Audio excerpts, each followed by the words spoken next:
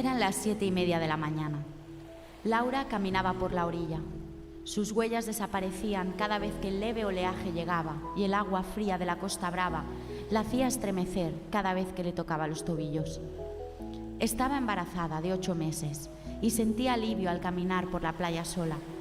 Le gustaba estar sola. Se había casado con John, un periodista independiente famoso por destapar un caso de pedrastía en un elitista colegio de Barcelona. Les iba bien, pero se habían acomodado y él estaba recibiendo amenazas desde que destapó el caso.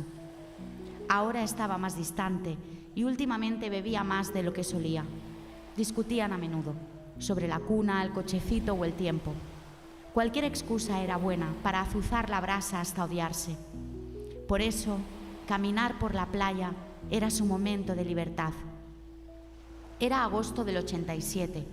El sol empezaba a calentar y llegaban los primeros bañistas. Volvió al apartamento que habían alquilado para pasar ese caluroso mes de agosto. ¿Dónde estabas? Hoy has tardado más que de costumbre. Lo siento, John, se me ha ido el santo al cielo. Además, caminar por la orilla me baja la hinchazón de los tobillos. Se excusó Laura sin demasiadas ganas. Realmente había tardado casi 2 horas en volver. Quizá hubiera preferido no volver. Nunca más. Quizá habría sido mejor que no se hubiera quedado embarazada. Quizá... Un leve ardor le subió por la garganta. La noche anterior habían vuelto a discutir y él durmió en el sofá otra vez. Laura, ¿estás bien? Preguntó John mientras preparaba café. Sí, bueno, tengo ardores, pero tranquilo, no es nada grave. ¿Recuerdas que hoy viene Joan y Marga a comer? Sí, lo recuerdo, aunque no tengo muchas ganas de invitados hoy. Dijo Laura, temiéndose una tercera parte de una bronca que había empezado hacía 2 días. Joan y Marga eran buena gente, pero se invitaban solos, y John no sabía decir que no. De hecho, estaba encantado de socializar, como él lo llamaba. Laura se dormía frecuentemente, mientras ellos repetían sus gin tonics y sus rayas y se convertían en los amos del mundo. John frunció el ceño y no dijo nada. Se quedó mirando la cafetera con evidentes signos de furia contenida. Nunca estás bien cuando vienen invitados. Quieres separarme de los míos, ¿eh? ¿Eso es lo que quieres? ¿Aislarme de todos y manipularme como siempre has hecho? Gruñó John muy alterado. ¿Qué dices? Yo nunca... Murmulló Laura asustada. ¿Tú nunca qué? No te gusta mi familia, no te gustan mis amigos, siempre estás enferma o te duele la cabeza, o tienes alguna excusa para hacerme quedar mal con todo el mundo. John avanzó decidido y amenazante hacia Laura. Un profundo dolor la recorrió. No era un dolor en un sitio concreto, era todo el cuerpo, una punzada salvaje que no tenía un origen. Se agachó y puso una rodilla en el suelo. No podía respirar ni abrir los ojos, solo sentía dolor. De pronto paró. Podía respirar, levantó la vista y John estaba delante de ella. Sangraba por la nariz y había vomitado. Estaba pálido como la leche. John, ¿estás bien? Preguntó Laura.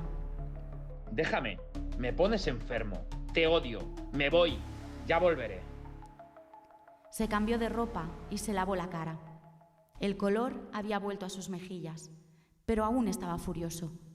Dio un portazo al salir y la casa se quedó en un silencio solo cortado por el tic-tac de un reloj de pared.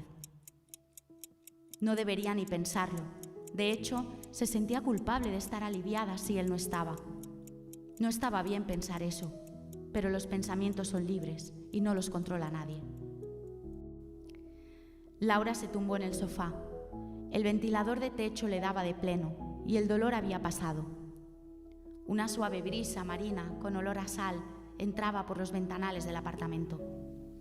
Acariciaba su barriga y le cantaba canciones de Queen al bebé que estaba dentro de ella. Se sentía bien y sabía que estaba bien. De alguna manera, era como si los dos estuvieran dentro del líquido amniótico, flotando a salvo del mundo, que bramaba salvaje afuera, en una nube irreal, en un plasma rosa de felicidad. Desearía que ese momento no se acabara nunca. Sus tripas sonaron. ¿Era ella quien tenía hambre o era el bebé? Era la hora de comer. No contaba con que John volviera hasta la noche, al menos. La verdad era que no le importaba dónde estuviera o con quién. Cerdo. Creía que no se daba cuenta del olor a alcohol que llevaba impregnado en cada centímetro de su piel, cada vez que volvía a casa, y ella se hacía la dormida. Ella era una niña de bien de la zona alta de Barcelona. No tenía ninguna necesidad de embarcarse en una aventura tan loca con casi un desconocido. Su padre se lo advirtió. Al principio no era así. Él era tan atento y ella era tan joven, con tantas ganas de escuchar al mundo rugir frente a su cara. Ese mundo real que siempre le habían advertido que mordía hasta que llegaba al hueso. Pero ella no hizo caso. Quería saber si el amor era salvaje, como en las canciones de Springsteen. Y ahora tenía la respuesta. Durante 3 años, mientras los días fueron de fiesta y vino, la llama brilló roja como el sol de la mañana. El día que ella le dijo que estaba embarazada, él torció el gesto, fingió una falsa sonrisa y dijo que se alegraba. Pero él cada día estaba más lejos. Se bebía las noches y simulaba indignación cuando Laura se lo insinuaba. Ahora daba igual. Bajó a la calle. Hacía calor al sol del mediodía. El paseo marítimo estaba lleno de gente, pero no había ruido, solo un murmullo imposible de descifrar. La barriga le pesaba toneladas y estaba hambrienta. Se sentó en el bar al que solían ir. Miraba la carta y no se decidía. Lo quería todo. Parecía que hacía días que no comía. Pidió la hamburguesa más grande con todos los extras. Recordaba el sabor de la cerveza fría cayendo por su garganta. Hubiera matado por una. Devoró la hamburguesa con una botella de agua fresca. Cuando acabó, volvió al apartamento y bajó las persianas. Encendió el ventilador y se tumbó en el sofá mirando al techo, observando cómo el ventilador giraba y giraba. Después de comer, siempre necesitaba una siesta. Estaba bien después de un comienzo de embarazo complicado. Se sentía ligera otra vez. La brisa marina entraba por la ventana y se sumergió en un plácido duermevela, levitando sobre las olas que la salpicaban con gotas de agua fresca en la mejilla.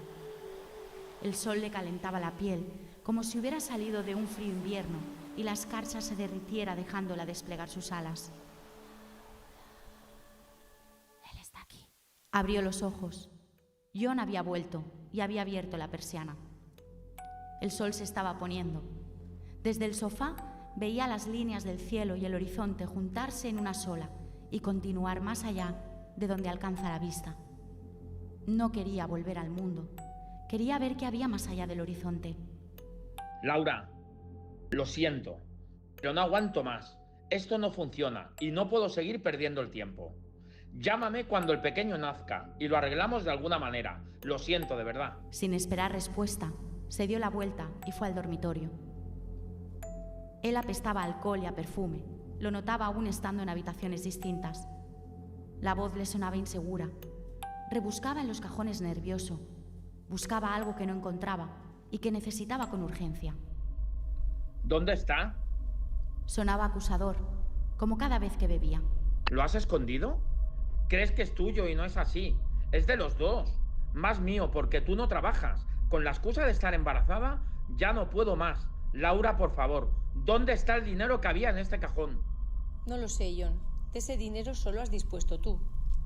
Dijo Laura intentando estar calmada. Pero una punzada de dolor se instaló en el lado derecho de su cabeza. John se acercó con violencia a Laura. Se quedó a unos centímetros de su cara. El olor a alcohol de él era repugnante. Tenía saliva seca en la comisura de los labios.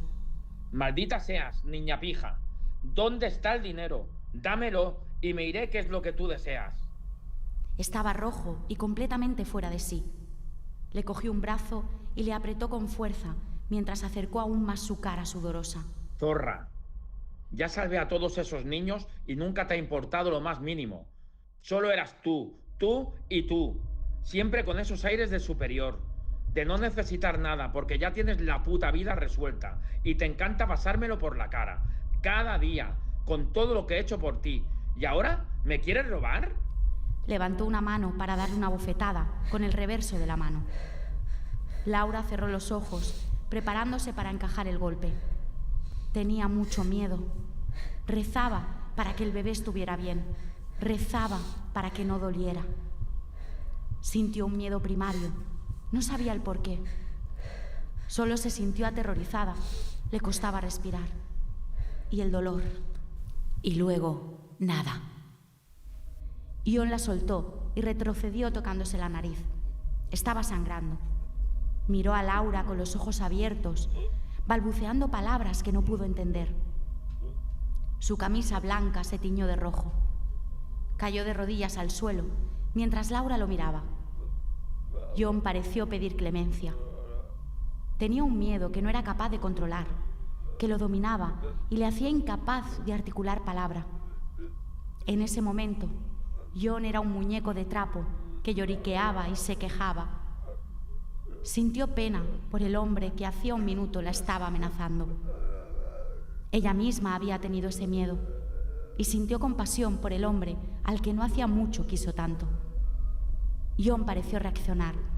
Se levantó del suelo con torpeza. Su expresión volvió a cambiar. Ya no estaba asustado.